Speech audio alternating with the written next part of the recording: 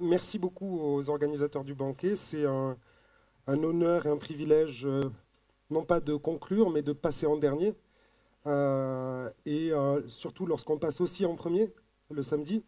C'est une sacrée pression, c'est un honneur et un privilège qui sont assez redoutables. J'ai eu l'impression que ça s'assimilait un peu à du bizutage. Pourtant, ça fait longtemps que je suis rentré dans cette maison. C'est vrai que bon, ça met un peu la pression, pression qui est accentuée par le fait que, comme tu l'as dit Michel, je suis un enfant du pays et littérairement un enfant de Verdier. Et donc j'ai l'impression de parler en famille, ce qui est le cas puisqu'il y a pas mal de gens de ma famille qui sont ici. Pression aussi parce que il y a eu toutes les conférences qui précédaient, que j'ai écoutées tout le temps en me disant mince, comment ça va s'articuler. Bref, cette épreuve du feu que j'ai annoncée, c'est peut-être tout simplement l'épreuve du feu que je vis depuis quelques mois à l'idée d'arriver ici. Je remercie celles et ceux qui m'accompagnent, en particulier une personne qui se reconnaîtra et qui me soutient dans cette épreuve. Et je voudrais aussi, Michel et Colette, vous remercier de votre soutien. C'est un bonheur d'avoir des éditrices pareilles qui accordent de la confiance et du soutien. Donc, j'ai entendu toutes les autres conférences euh, qui avaient une densité philosophique et théorique assez importante, qui étaient très orientées en philosophie. Celle que je vais proposer ce soir est plutôt une conférence littéraire, je dirais, euh, narrative pratiquement, puisque ce que je me propose, c'est de vous raconter trois histoires, ou d'évoquer trois histoires, une très récente et deux très anciennes, mais je crois qu'elles sont toutes actuelles et qu'elles sont contemporaines les unes des autres. Donc le titre que j'avais proposé, c'était l'épreuve du feu. Ben, évidemment, c'est aussi ce que vous vivez avec cette chaleur accablante, et je m'en doutais bien. Hein. Dans le Minervois, on dit toujours qu'est-ce que tu vas faire en mois d'août dans les Corbières. Hein. C'est vraiment, il faut être fou pour faire ça. Il vaut mieux rester dans le frais du Minervois, qui est modérément frais, hein, il faut bien le dire. Donc trois filles du feu. Donc ça va s'appeler Les filles du feu. Alors je sais que c'est un titre qui a déjà été utilisé hein, par Nerval au XIXe siècle, mais comme il n'y a plus de droit d'auteur, à mon avis, puis quand un bon titre est un bon titre, il faut savoir parfois le réutiliser. J'ai l'impression un petit peu de refuser l'obstacle, de le contourner depuis un moment, mais là j'y vais. Hein. Donc je voudrais commencer par vous poser une question. Vous avez déjà rencontré un ange ou un djinn, un oracle ou une sorcière, un messager quelconque, ou au moins une créature surnaturelle et essentiellement bonne. Car ici, je ne veux pas parler des autres. Les maléfiques et les malveillants, on en parle partout ailleurs. Alors voilà, moi j'ai eu cette chance il y a peu et j'en mesure le privilège. J'ai rencontré Rose. Et depuis, j'y vois plus clair. Je n'étais pas seul.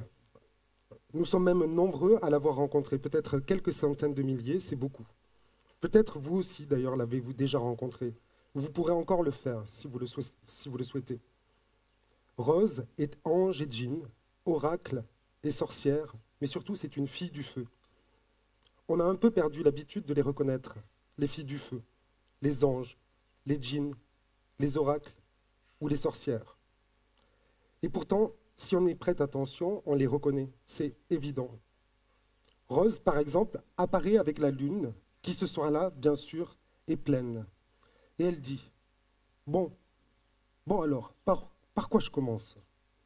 Elle est assez bizarrement accoutrée, elle le sera toujours, avec ses nombreuses couches de protection qui lui couvrent le corps et la tête, comme si elle venait d'un autre temps, dont on ne sait s'il est passé ou futur, comme si elle était d'ici et d'ailleurs. Mais l'image passe vite. Avant de la découvrir vraiment, on entend sa voix, et l'on se demande, est-elle fille ou garçon? D'autant qu'elle dit, est-ce qu'on voit le poil de mes jambes sur ta caméra, s'il te plaît? Et ça, c'est tout Rose déjà. Oracle qui utilise des paroles voilées avant les paroles zélées, car sur ses jambes, ce sont moins des poils que nous verrons qu'autre chose, plus important. Celui auquel elle s'adresse lui pose une question. Il la consulte. Elle est sa messagère. Son film s'appelle L'époque.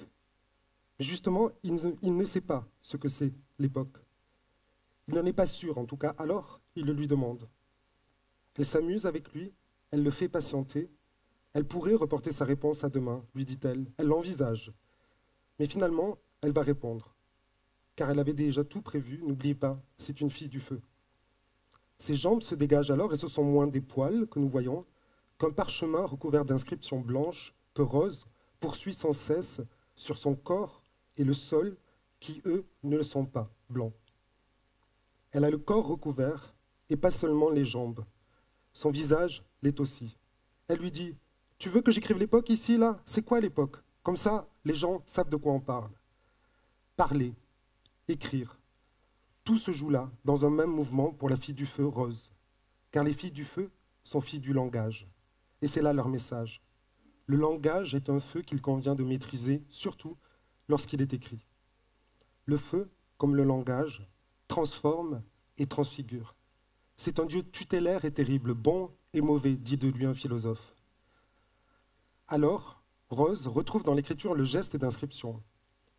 Pas la pression sur les touches d'un clavier qui enverra je ne sais quelle décharge électrique et finira peut-être par brûler au laser quelques feuilles à relier. Pas des lettres séparées les unes des autres et reproduisant le texte imprimé. Non. Un geste d'inscription, qui est aussi ce geste de frottement par lequel les premiers feux sont nés. Un geste qui suit les courbes du corps et raconte une histoire. Elle ne brûle pas sa peau, elle ne la tatoue pas, elle inscrit juste. Elle parle en même temps et c'est potentiellement sans fin. Elle recouvre ce corps qu'elle se réapproprie en même temps qu'elle se réapproprie le geste d'écrire, qui est un geste d'inscrire. Alors qu'elle inscrit, elle peut laisser voler les paroles zélées. Et elle écrit l'époque, mais en deux mots. L-E-S, plus loin, P-O-C-K-S. Et les paroles zélées volent et disent « L'époque, c'est le son que ça fait quand tu prends un coup de matraque. Poc, poc, poc. C'est aussi le son des boucliers quand tu balances des bouteilles de verre dessus. C'est aussi le son des mecs qui ont le crâne creux. C'est le son du crâne de Manuel Valls contre celui de Macron incessamment sous peu. C'est quoi d'autre? Poc. » On voit la statue de la République. La scène se passe une nuit debout.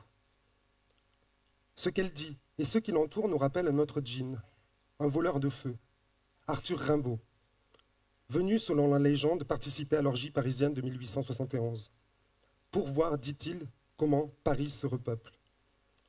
Ce qu'il voyait dans Une saison en enfer, la fille du feu Rose le voit encore, et nous, avec eux. Je voyais une mer de flammes et de fumées au ciel, et à gauche, à droite, toutes les richesses flambant comme un milliard de tonnerres. Déjà, le feu partout, dont elle fait l'épreuve. Elle sait, notre fille du feu, comme le voleur de feu, que quand on parle, et même quand on écrit, ça va un peu trop vite. 4-5 mots sortent comme ça, à toute vitesse, alors que chacun en contient peut-être 1000 autres. Et donc c'est déjà 4-5 000 mots qu'il faudrait traiter, peser. Comme le jeune Rimbaud avant elle, elle traite et pèse les mots sentence. Loi, travail, par exemple. Ces mots qui s'imposent au corps social pour le transformer, pour transformer les corps et les esprits. Mais c'est épuisant et déprimant de faire ça à la longue. Alors, pour ne pas faire que ça, traiter, peser ces mots, pour ne pas mener ce travail épuisant contre les langues mortes, elle fait comme le voleur de feu, elle les déploie et les fait danser, cris, tambours, danse, danse, danse, danse. Tout ce qu'on peut faire avec ça, c'est infini, et c'est cela qui inquiète. Mais pas Rose, qui n'a peur ni du langage, ni du feu, ni de l'écriture. Elle fait voler les paroles zélées, et parfois les inscrit au sol. Que fait-elle au fond, Rose? Elle marche, elle écrit, elle raconte, elle dessine, et elle tisse. Oui, elle tisse car elle tisse des liens en parlant.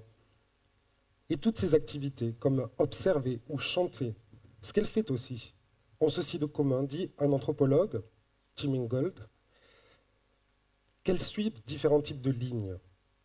Nous traçons des lignes, voilà, c'est simple. Et c'est ce qui nous constitue par-delà les différences historiques et géographiques. Mais nous ne traçons pas tous les mêmes lignes. Celles de la fille du feu Rose sont courbes, répétitives, récursives, erratiques. Elles résistent à la linéarité vectorisée. Elles privilégient les cercles, les retours en arrière. Toujours, on sent le geste et la trace qui ne les forment jamais droites. Lorsqu'elle écrit, elle dessine plutôt. Elle ne construit pas une phrase, mais inscrit des mots. Lorsqu'elle marche, elle va en arrière, elle revient, elle tourne, elle piétine comme on raconte une histoire. Lorsqu'elle parle, elle forme un récit, elle s'emporte, elle dévie, elle intensifie. Elle boit des liqueurs fortes comme du métal bouillant, comme faisaient ses chers ancêtres autour du feu. Car que faisait-il autour du feu? Sinon, se raconter des histoires, s'enivrer de ces mots qui trompaient une nuit qui n'était plus la mesure de toute chose. On la voit d'ailleurs comme une chère ancêtre autour du feu. Elle parle et elle rit, elle danse et elle chante.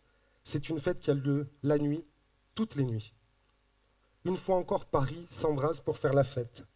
Et des cercles se forment autour du feu pour s'opposer aux lignes droites et abstraites de la transformation sociale. Et le souvenir fantasmé de la Commune de Paris revient presque toujours dans ces moments-là. Le style propre de la Commune, écrivait un historien, ce fut celui de la fête. La Commune de Paris, dit-il, ce fut d'abord une immense, une grandiose fête, une fête que le peuple de Paris, essence et symbole du peuple français et du peuple en général, s'offrit et offrit au monde. Fête du printemps dans la cité, fête des déshérités et des prolétaires, fête révolutionnaire et fête de la Révolution, fête totale, la plus grande des temps modernes. Elle se déroule d'abord dans la magnificence et la joie. Fin de la citation. Un feu de joie donc, contre les lignes droites de Haussmann et de Louis-Napoléon Bonaparte, celle de l'hygiénisme et de la visibilité, de la circulation des flux et des marchandises, des corps et des sujets, une stase, peut-être, qui devient extase. Ce scénario, il revient lors des nuits debout et en cercle, mais pas seulement, je le retrouverai plus tard.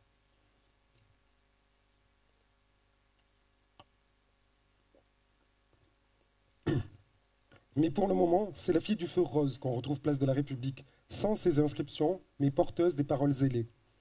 Comme souvent avec les filles du feu, on passe du rire aux larmes. Elle commence goguenarde, du style Karl Marx, il disait plein de trucs par rapport à la création du salariat, tout ça, que c'était le nouveau statut de l'esclavage moderne. Ben, tu vois, il a écrit en 1800 je sais pas quoi et rien n'a changé.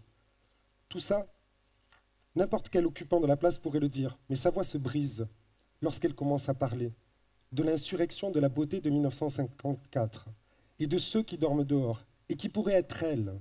D'ailleurs, un policier a cru qu'elle était sans domicile fixe. Et c'est vrai que son bizarre accoutrement pourrait la desservir. Et son visage aussi qui n'est pas blanc. Comme il desservait le voleur de feu, alors arrêté pour vagabondage, l'inverse de la ligne droite, de la ligne straight. Moi, je la vois plutôt comme une vigie, qui ne quitte pas la place parce qu'elle en est la gardienne. Puis elle dit « j'ai pas la haine ». Elle parle des camps, les larmes commencent à couler. Elle parle de Calais, puis des camps nazis, les larmes coulent encore plus. Elle parle de tous celles et ceux qui meurent dans des camps aujourd'hui. Les larmes de la fille du feu rose couvrent son visage. Mais sa voix reste ferme. Elle dit « la terre gronde ». Et lorsque je l'entends dire ça, c'est vrai que je la sens vibrer, la terre. Et elle prononce cette phrase qui, depuis que je l'ai entendue, ne m'a plus quittée. « T'as vu, je te parle, j'ai pas de haine. Mais si tu savais comment j'ai le feu. » Et elle répète avec des sanglots dans la voix, « si tu savais comment j'ai le feu. » Et à ce moment-là, je me suis dit que c'est de cela dont je voulais vous parler. Des lignes erratiques qu'elle trace, des cercles qu'elle forme et du feu qui l'anime, des foyers et des flux qui transforment et transfigurent. J'enseigne la littérature, voyez-vous. Alors, une allitération aussi visible et sonore, ça se remarque, même si je déteste me l'entendre dire.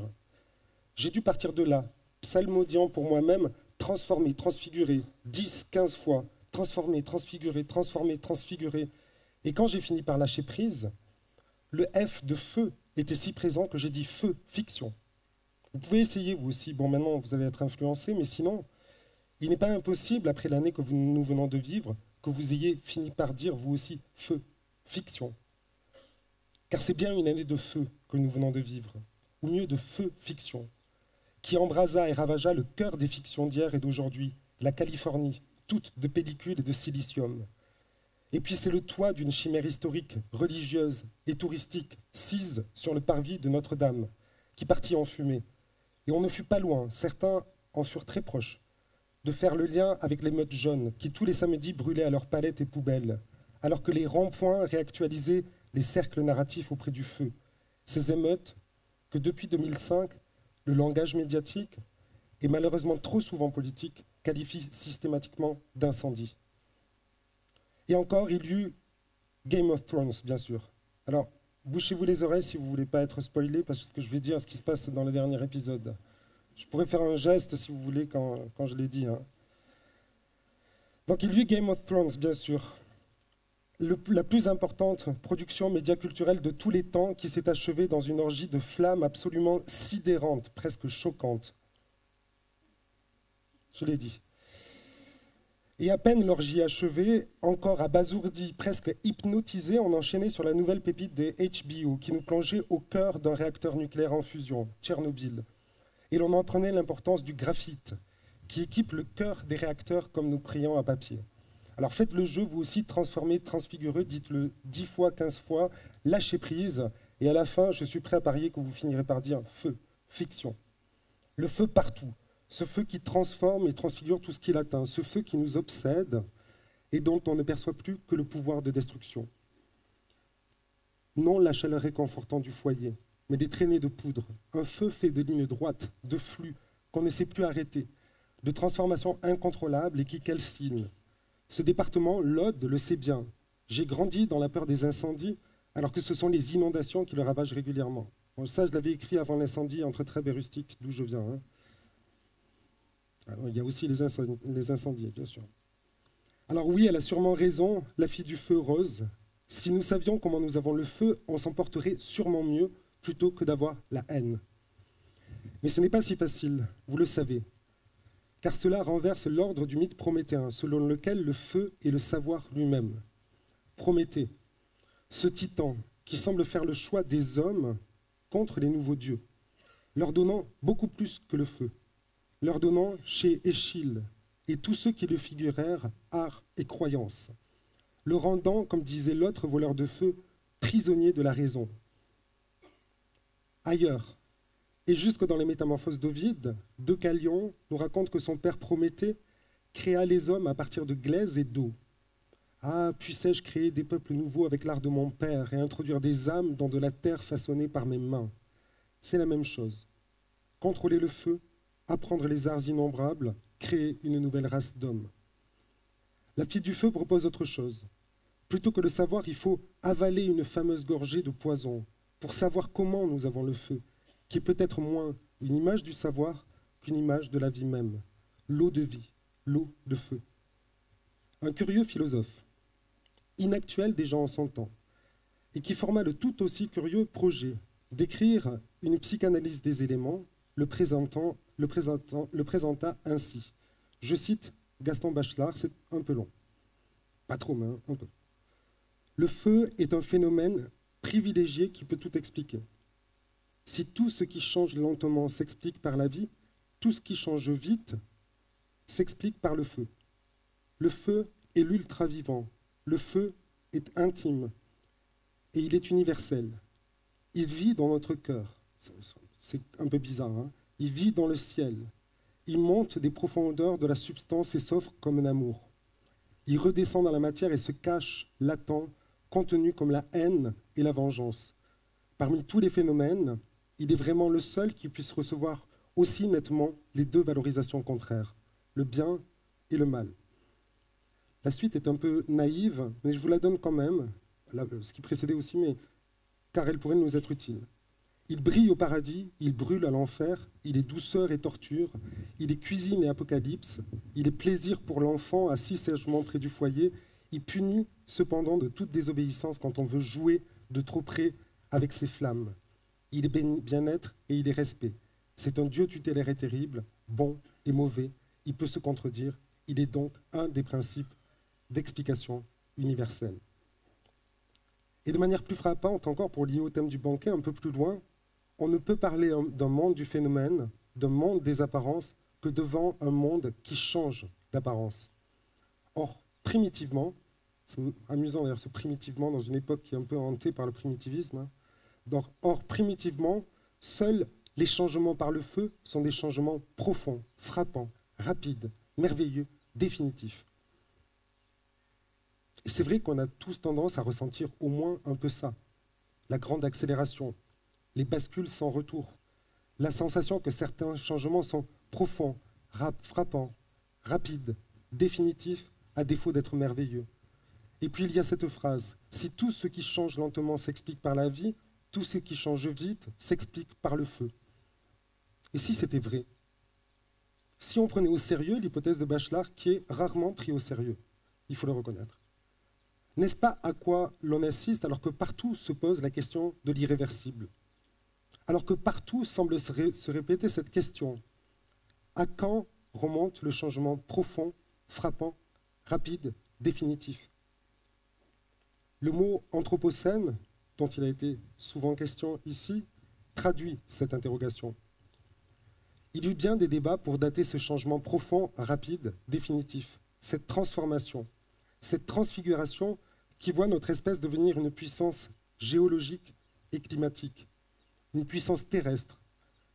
Mais aucune réponse ne fit consensus et aucune, je dois l'avouer, ne m'intéressa complètement. Il y manquait quelque chose. C'était toujours les mêmes idées, le feu nucléaire, la révolution industrielle, les grandes découvertes. Franchement, autant relire nos manuels, on le savait déjà. Et puis voilà qu'un anthropologue anarchiste. C'est amusant, on le qualifie toujours ainsi, anthropologue anarchiste. James Scott, dont on a aussi beaucoup parlé. Donc voilà que cet anthropologue anarchiste apportait une réponse qui aurait beaucoup plu à Bachelard, à Ovide, à Échille ou à la fille du feu, Rose. L'Anthropocène remonte, nous dit-il, au moins pour sa version de basse intensité, à la domestication du feu par l'homme. Non sa première maîtrise, mais sa domestication complète, qui entraîna des transformations si spectaculaires que le mythe de Prométhée nous paraît en constituer une juste archive mémorielle. C'est vrai, on est toujours à chercher midi à 14 h, et moi le premier, je vous rassure. Mais peut-être que le mythe de Prométhée ne dit rien d'autre que ce qu'il dit, ne parle de rien d'autre que de la domestication du feu par les humains, et des humains par le feu, transfigurés par le feu. Il y eut la vie, et il y a la vie avec le feu, l'ultra-vie, pour parler comme Bachelard, qui produit ces transformations radicales et transfigure. Je ne suis ni anthropologue ni préhistorien, mais comme beaucoup, j'ai lu ces dernières années ces grandes synthèses historiques qui fascinent d'autant plus qu'on peut les discuter. Voilà ce que j'ai appris. La maîtrise du feu n'entraîne pas qu'un changement alimentaire, mais une transfiguration des corps et des esprits. L'énergie qui n'est plus dépensée en digestion complexe produit ce super cerveau qui nous gouverne. Le feu permet de quitter les arbres où l'on s'abritait pour dormir et de regagner un sol devenu moins froid et moins dangereux. Le feu trompe le jour et la nuit, mais du jour dans la nuit, et ce pouvoir surnaturel de reconfigurer le temps effraie autant qu'il émerveille. Le feu fixe et rassemble autour de lui. Il forme le foyer des peuples qui vont se sédentariser en cercles concentriques, en domus, puis en ville, puis en État, puis vont se mettre à compter, inventer des systèmes de notation, des techniques et des technologies, s'accroître encore et encore. Cette fable, parce que c'est une fable, vous la reconnaissez, c'est celle d'Homo sapiens, d'un humain prisonnier de la raison, pour parler comme l'adolescent voleur de feu, cette version édulcorée et non tragique du mythe de Prométhée, une fable qui ne se soucie guère de savoir combien et comment on a le feu. La fable d'une ligne droite, abstraite, qui congédie les cercles, les gestes, les traces. Une fable sur l'irréversibilité qui projette l'irréversibilité de la transfiguration par le feu sur l'ensemble des processus qui la composent. Progrès, production, encodage, business, civilisation, réseau, capitalisme en somme. Il faut parfois le dire simplement. Or ces liens, ces relations de cause à effet sont une reconstruction a posteriori discutable, un récit en quelque sorte. James J. Scott la discute, cette fable sur l'irréversibilité, sans la centrer tellement sur le capitalisme d'ailleurs, ça m'étonne, mais son grand ennemi, c'est l'État et pas le capitalisme. Donc, lui qui remet en cause l'irréversibilité du récit, les relations de cause à effet qui se sont tramées au fil des siècles. Comme la fille du feu Rose dans l'histoire longue, il choisit les lignes courbes, les gestes, les traces, pour produire d'autres récits qui étonnent et nous instruisent. Comme, j'ai une araignée qui m'attaque, pardon, va jouer juste à côté. Comme la fille du feu Rose, dans l'histoire longue, il choisit les lignes courbes, les gestes, les traces pour produire d'autres récits qui étonnent et nous instruisent, comme ceux de ces peuples oubliant l'écriture pour résister à la domination de l'État, ingérant, j'ai lu ça dans son livre, au sens propre, toute trace écrite qu'ils conservaient. Mais il ne les trouve pas toujours, alors que Rose a, elle, ses inscriptions et ses paroles zélées. Peut-être bute-t-il à un endroit justement sur l'absence de traces. Et n'a-t-il d'autre choix que de produire un nouveau grand récit? Car ces histoires courbes, lorsqu'elles ne sont pas inscrites dans des monuments, dans le sol ou les archives écrites, lorsqu'elles n'ont pas été transformées par l'ultra-vie du feu, restent largement invisibles. La combustion lente travaille, plus discrète, et peine à se faire voir.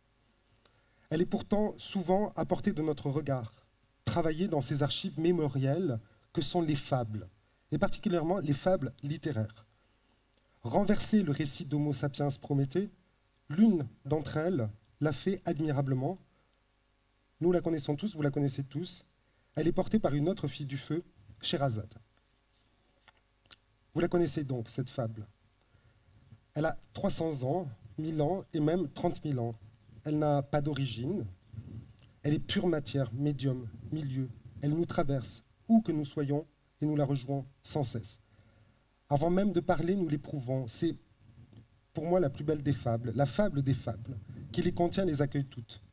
C'est une fable paradoxale, infinie. On peut tout ajouter dans les mille et une nuits, et pourtant cadrée par un récit cadre. Elle peut croître par le milieu autant qu'elle le veut, autant que nous le voulons, du moment qu'on respecte sa forme si singulière et si parfaite. J'ai beau chercher, rien ne me semble plus proche d'elle qu'une cellule ou qu'une matrice débordant de vie, se mouvant sans cesse dans ses propres limites. Elle est la vie même. Il fallait donc un nombre magique pour la dire, un nombre qui ne serait pas moins puissant que 7 ou 3, qui serait même plus puissant qu'eux. Ce nombre, vous le devinez, c'est 1001, le plus simple, le plus graphique, le plus beau de tous les palindromes. Un code inscrit pour la première mention qui en fut jamais faite à Bagdad, il y a plus de 10 siècles. Elle concurrence alors le nombre 1000, qui s'inscrit dans le titre d'un ouvrage persan, Ezar Afsané, repris en arabe, Alf Khuraf, et qui signifie 1000 récits extraordinaires, avant que ne s'impose le fulgurant et éternel Alf Laila wa Laila, les mille et une nuits. Car 1000, vous me l'accorderez, c'est ennuyeux. On retombe dans l'arithmétique, c'est à la fois beaucoup et fini. Ça trace des lignes droites, des lignes straight, irréversibles. Avec 1001, on bascule dans l'inconnu. On reprend les lignes courbes de la fille du feu rose. On peut toujours ajouter à 1000, mais rien ne s'ajoute ni ne se retranche à 1001. Les sources les plus anciennes sont sans équivoque. Cet organisme n'est pas fait de 1000 récits extraordinaires, mais égrène 1001 nuits, dans lesquelles 2 jeunes femmes vont sauver le monde de la folie destructrice d'un roi. Qui sont-elles? Que sont-elles l'une pour l'autre? À ce propos, les sources les plus anciennes divergent. Avec le temps, elles sont sœurs. C'est désormais sûr, car en face, ils sont frères. Voilà les situations, elle est simple. 2 sœurs affrontent 2 frères. Ceux-ci sont rationnels et intelligents. Ils n'agissent pas impulsivement, ils sont trop intelligents pour cela. Ce sont des super sapiens. Mais ayant exploité toutes les ressources de l'intelligence, ils ne voient d'autre solution que l'extermination des femmes et donc la fin du monde. Celles-là aussi sont intelligentes et même plus intelligentes car elles ne voient d'autre solution que la poursuite de la vie. Elles inventent un scénario reposant sur l'addiction aux fables. Le scénario revient toutes les nuits et tous les jours jusqu'à ce que les sœurs triomphent. La vie reprend. La fille du feu Sherazade a compris la seule chose qui vaille d'être comprise. Homo sapiens ou Prométhée est une fable inventée par Homo, ou peut-être Féminin Narens dans ce cas, qui peut la défaire autant qu'il le souhaite. Comme le fait la fille du feu Rose, pendant les nuits debout et les samedis jaunes qui forment des cercles. La reprise à l'infini des 1001 nuits, depuis au moins 1001 années, nous instruit certainement de quelque chose. On fait muter toujours et toujours la même histoire. L'histoire de la fable qui fonde une humanité. Et la fonde d'autant mieux qu'elle est en péril. Mais il faut que j'apporte une précision importante. Quand je dis la fable au singulier, ce n'est pas une fable prométhéenne, de la transformation rapide par le feu. Ne pensez pas non plus que je dis Genèse. La Genèse n'est peut-être qu'une autre version de cette même matière que les 1001 nuits saisissent, avec une différence notable. L'une, la Genèse, raconte l'histoire d'une rupture, de l'incendie, du blast, celle qui distingue le rien du tout. Elle raconte le verbe magique, efficace, celui qui peuple le monde dans le non-ment. Elle trace des lignes droites et prononce des sentences, comme Schahriar, le roi fou, comme ceux qui dirent loi travail et qui jouissent du pouvoir. Ce n'est pas encore un langage, nous diraient les linguistes. Ou bien, ajouterait-il, est-ce un langage que nous appelons déictique, un langage de la désignation, qui ne peut que montrer en même temps qu'il fait exister. Un proto-langage, avant le langage, en quelque sorte. L'autre, Les Mille et une nuits, raconte l'histoire qui refonde plus qu'elle ne fonde. Elle est de celles qui cherchent des raccords, des continuités, plus qu'une rupture. Elle est l'inverse du déictique, elle est la fable de tout ce qui n'existe pas dans le présent de la présence, de toutes les métamorphoses, le passé, le futur, les esprits, les animaux qui parlent, les fantômes. Elle est à l'image du langage, qui métamorphose plus qu'il ne transforme. Elle est, reprendrait les linguistes, anaphorique. Elle rappelle, elle reprend, elle rescénarise. Elle désigne parfois, bien sûr, mais surtout elle fait revivre ou anticipe la vie de ce qui n'existe pas. Elle est l'image du langage, tout comme elle est l'essence même de la narration, qui ne peut être qu'anaphorique. Et d'ailleurs, on peut aller plus loin. Le langage n'est langage que parce qu'il est anaphorique, c'est-à-dire parce qu'il est chargé d'un besoin narratif de faire vivre ce qui n'existe pas ou n'existe plus. Les Mille et une nuits performent ainsi, et c'est stupéfiant, l'affrontement entre le verbe et le langage, entre la nomination et la narration, entre les mots sentences et les paroles zélées, entre Prométhée et Scheherazade, entre Sapiens et Narrance. Mais pourquoi le font-elles? Pourquoi faire vivre ce qui n'existe pas ou plus? Pourquoi même ai-je l'impression que ce qui fait littérature, car je ne sais pas parler directement de politique, mais je pense que je pourrais dire que ce qui fait la politique, mais je m'en tiens à la littérature. Ce qui fait la littérature au-delà des livres, des textes, des auteurs, c'est tout simplement de reprendre à l'infini la fable de la refondation face au risque d'extinction. Et c'est elle que je vais retrouver dans la troisième histoire que je vais suivre en suivant une troisième fille du feu, après Rose et Scheherazade. Pampinée, qui dialogue avec les autres filles du feu et avec l'adolescent qui avale une fameuse gorgée de poison. Elle commence ainsi. Il y avait alors non pas à l'autre bout du monde, mais en son cœur, non pas une île, non, mais une ville. Elle s'appelait Florence. Elle est alors la plus extraordinaire des villes.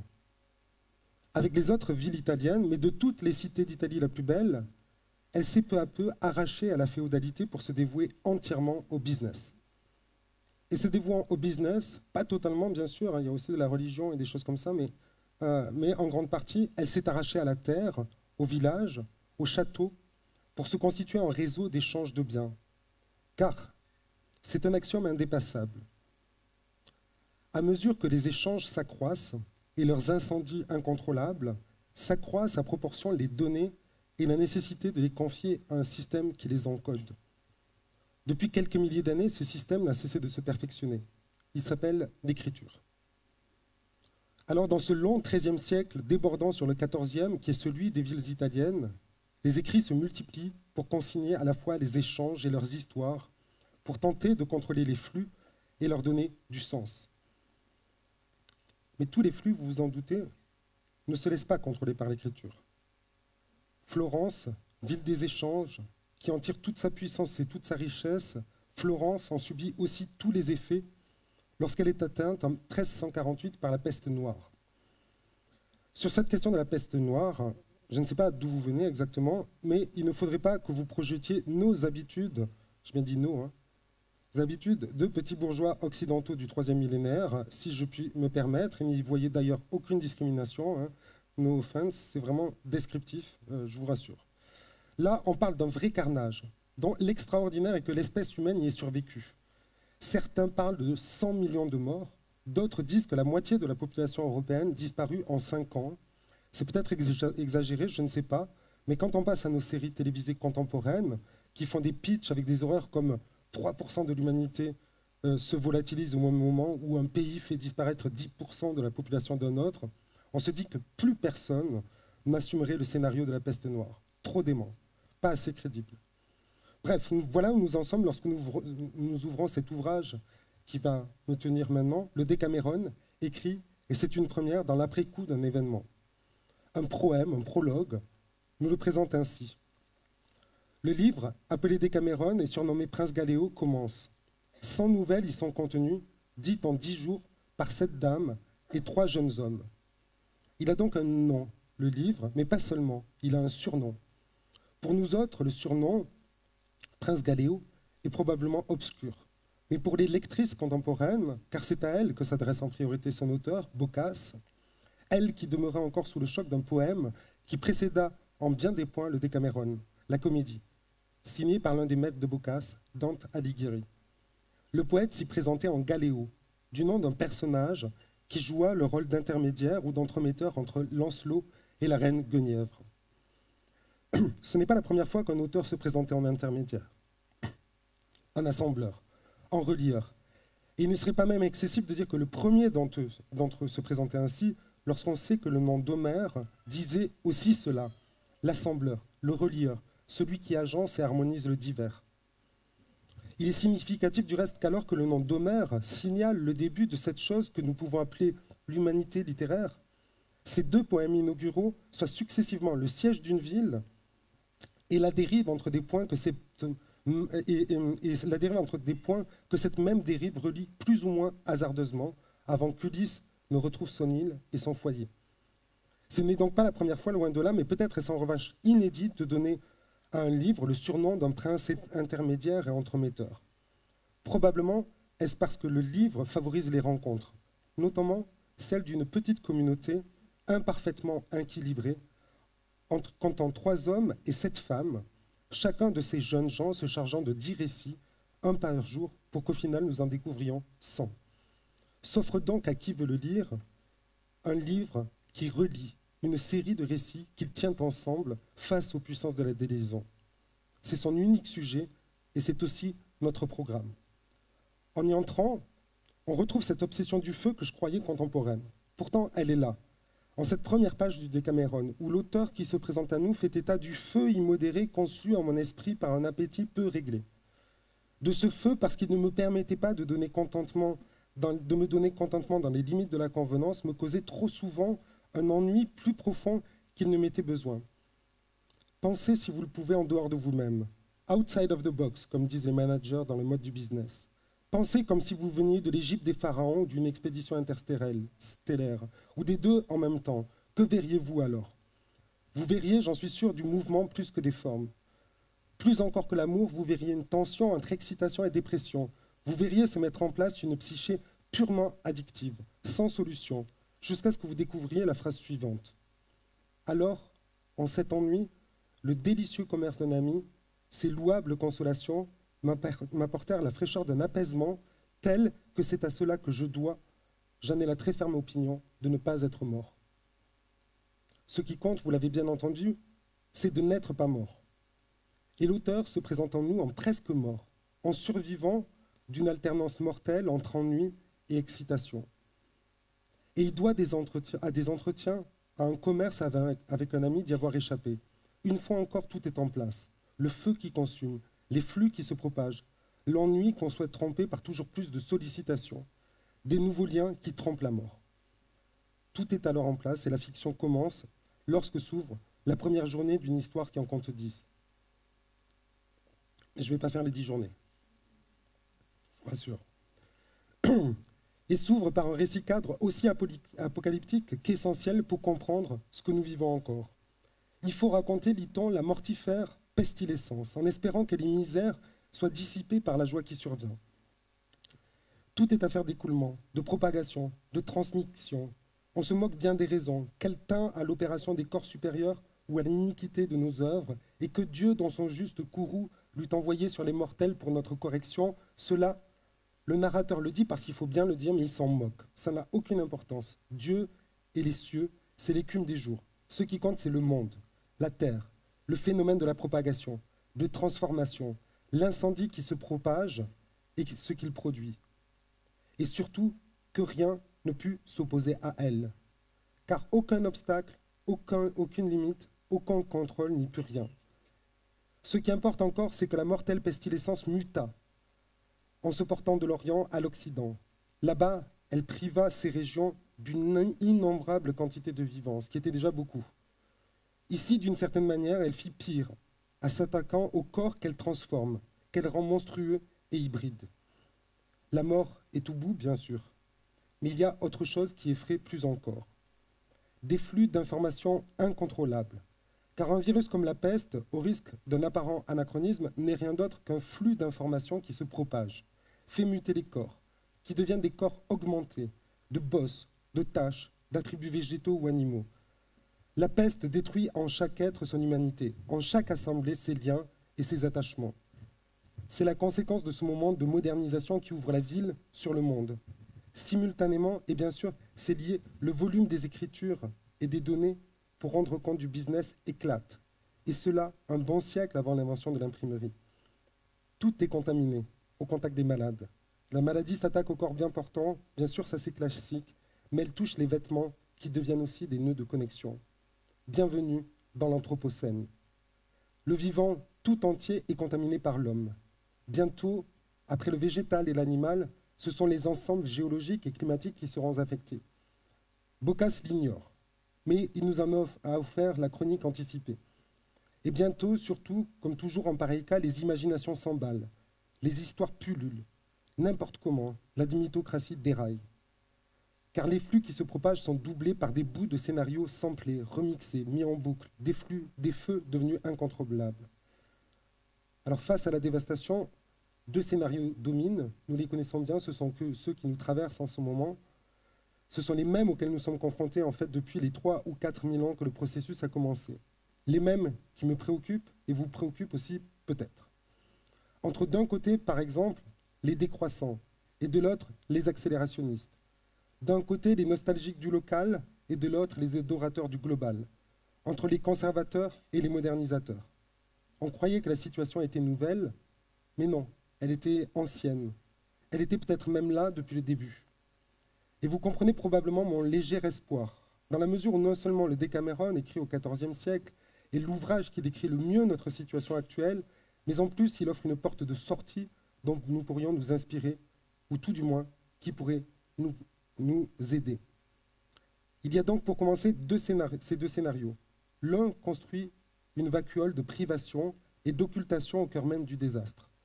L'autre s'intègre dans les flux pour en profiter, foutu pour foutu, allons-y une bonne fois pour toutes. Peut-être ces deux scénarios vous semblent-ils trop radicaux, trop excessifs. Eh bien, ne vous en faites pas, Boccace a tout prévu, il parle de tout le monde, je le cite.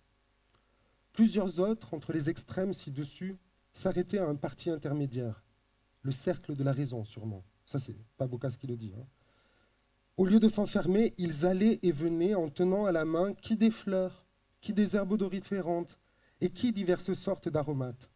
Souvent, ils les portaient à leur nez, estimant qu'il était très bon pour le cerveau de le tonifier par ses odeurs, attendu que l'air paraissait tout pénétré et empesté de la puanteur des cadavres, des malades et des médecines.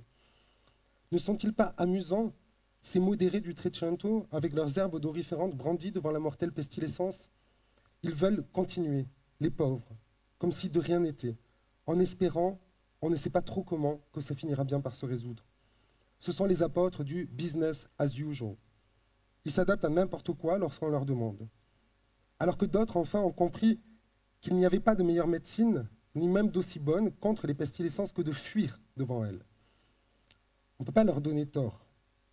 Ah si, on peut bien sûr, on peut leur donner tort lorsqu'ils ne soucient de rien, sinon d'eux-mêmes, et qu'ils abandonnent tout, leur propre cité, leur propre maison, leur domaine, leurs parents et leurs biens. Après eux, le déluge. Voilà donc les tenants du sécessionnisme et de l'escapisme. Et on sait ce que ça a donné en ce premier 21e siècle, celui que nous vivons, ces fanatiques qui s'installèrent dans des îles au large d'une Silicon Valley qu'ils avaient détruites en même temps que le reste du monde. Là, encombrés de leurs milliards, ils auraient pu goûter aux boissons et aux mets les plus fins s'ils disposaient encore d'un corps et d'affect. Mais non, eux ne souhaitaient même plus tromper la mort. C'est fou, ils voulaient l'annuler. Plus rien ne les intéressait qu'eux-mêmes. transformés en hyper-individus cosmiques qu'aucun attachement à une commune humanité ne reliait encore. Et il souhaitait en finir avec l'humanité littéraire, cette humanité fondée par des liens et des attachements, cette humanité que la mortelle pestilescence a ravagée. Et j'ai même l'impression que c'est envers eux que Boccace est le plus sévère, si vous me permettez de le ventriloquer. Car il forme un exemple désastreux, l'exemple d'un abandon total, généralisé. Plus rien ne tient, ni le lien politique, ni le lien communautaire, ni le pire, le lien familial. Tout cela est sur le point de disparaître à Florence sous l'action de l'incendie et des flux incontrôlés et de la mythocratie qui déraille. À Florence, c'est-à-dire partout, car Florence est le monde, et le monde ressemble à Florence, le vôtre, le mien. Florence est sortie d'elle-même. Ce n'est pas tant la peste qui l'a contaminée que le monde contenu dans Florence qui a contaminé la terre. Ni les bourgs, ni les campagnes n'échappent à la catastrophe. Les abandons sont les mêmes, la fin des liens et des attachements aussi. Et ne pensez pas que j'oppose la gentille pastorale campagnarde à la détestable peste urbaine.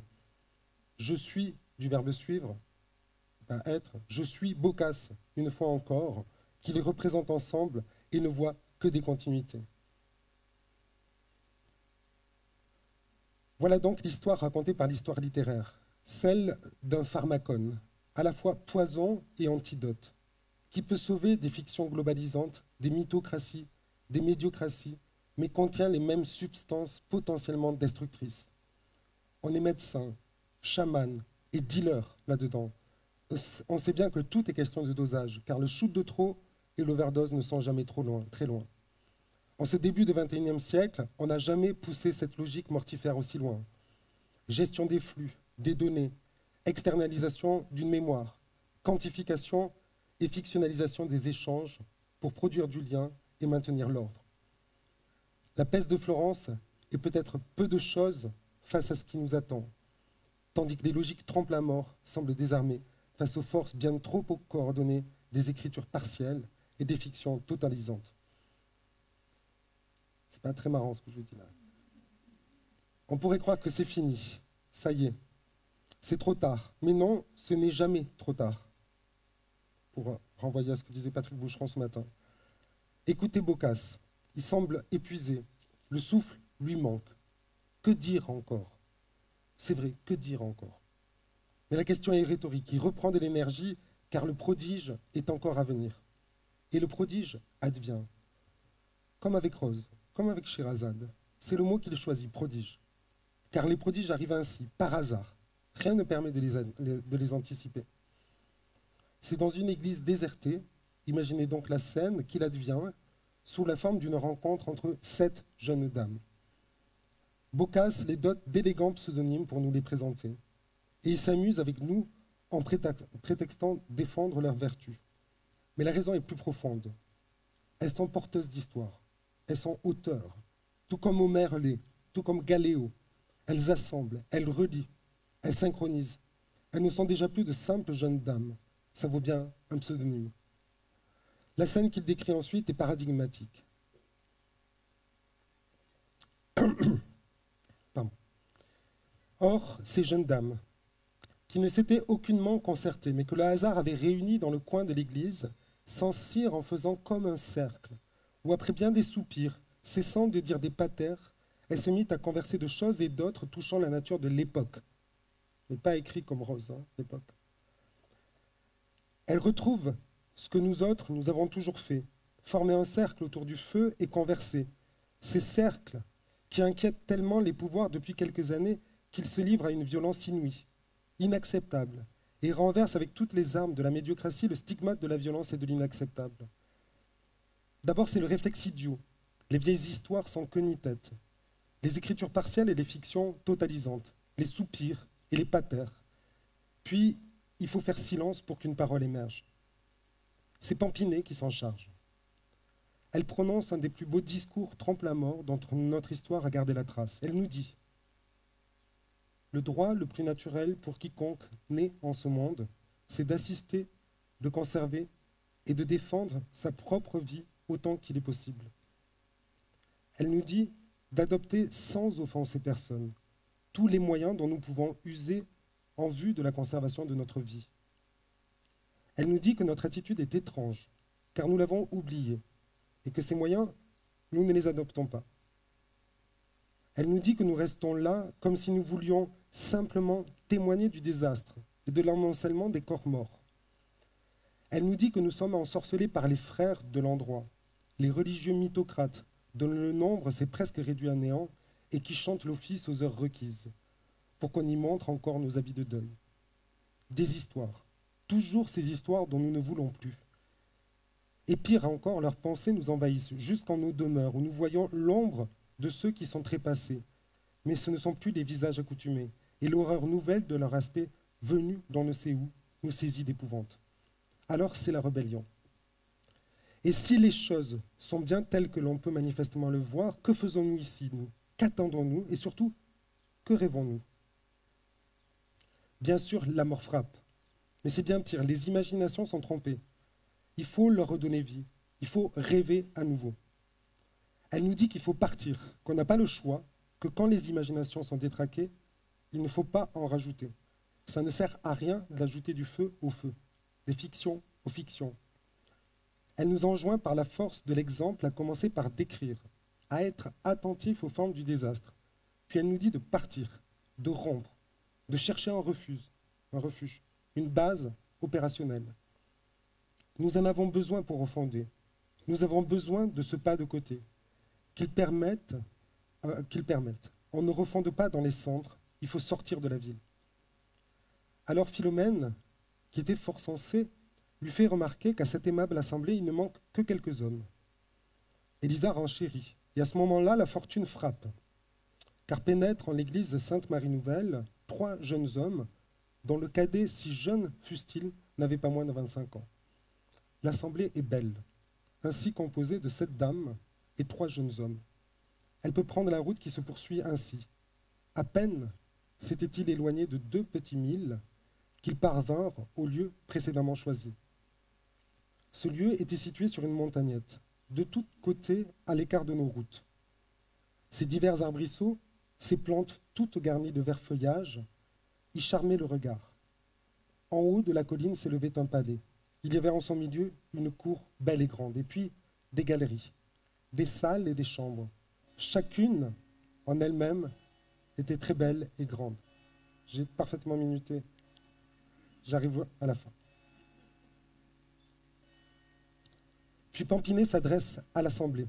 Écoutons-la dans son infinie sagesse, voilà ce qu'elle nous dit. Il faut vivre dans la fête. Telle est la raison qui nous a fait fuir les tristesses de la ville. Et elle propose, j'estime nécessaire que nous convenions de la présence parmi nous d'un principal. Je vous entends peut-être frémir. Quoi? Le retour d'un chef? Pas question. Tout ça, tout, mais pas ça. Mais non. Il ne s'agit pas du tout de cela. Laissons Pampinet dérouler son programme. Pour que chacun, programme qui pourrait être repris. Pour que chacun éprouve le beau poids de cette préoccupation, ainsi que le plaisir de cette supériorité, qu'il participe par conséquent à l'une et à l'autre, et que personne ainsi ne conçoive d'envie pour en avoir été privé, je propose que chacun se voie attribuer pendant un jour ce poids et cet honneur, et que le premier à qui cela reviendrait soit élu de nous tous. Quant au suivant, lorsqu'approchera l'heure de vêpres, laissons au bon plaisir de celui ou de celle qui aura eu la seigneurie ce jour-là le choix de tel ou tel. La personne choisie, tant que dure sa seigneurie, n'aura qu'à ordonner et à disposer selon son gré en quel lieu et de quelle manière il nous faudra vivre. Elle ne cesse d'insister sur la liberté. Liberté de proposer ou d'accepter. Liberté de refuser si nécessaire. Nous sommes chanceux d'assister in vivo à une expérience politique. Et elle poursuit. Restons ici. L'endroit est beau et frais. Il y a, comme vous le voyez, des damiers et des échiquiers, et chacun peut se divertir en se livrant au plaisir que son esprit préfère. Pourtant, si vous suivez mon avis sur ce point, ce n'est pas en jouant, car au jeu, l'une des deux parties est amenée à se fâcher, sans que ni l'autre, ni les spectateurs en retirent un grand plaisir. Mais c'est en contant des nouvelles, ce qui peut divertir, par le récit d'un seul, toute la société qui l'écoute, que nous passerons, je voulais presque finir sur ça, mais je ne finis pas tout à fait, cette heure chaude du jour. Passer l'heure chaude du jour. Voilà où nous en sommes. Je crois que vous en conviendrez. Et cette heure chaude nous brûle, nous consume. Le feu est partout. Nous savons que les mots de Pampinet sont bien plus tragiques qu'ils n'y paraissent. Nous savons qu'ils s'opposent à toutes les options que Boccace avait envisagées, autant au « après-moi le déluge » qu'aux sectaires sécessionnistes.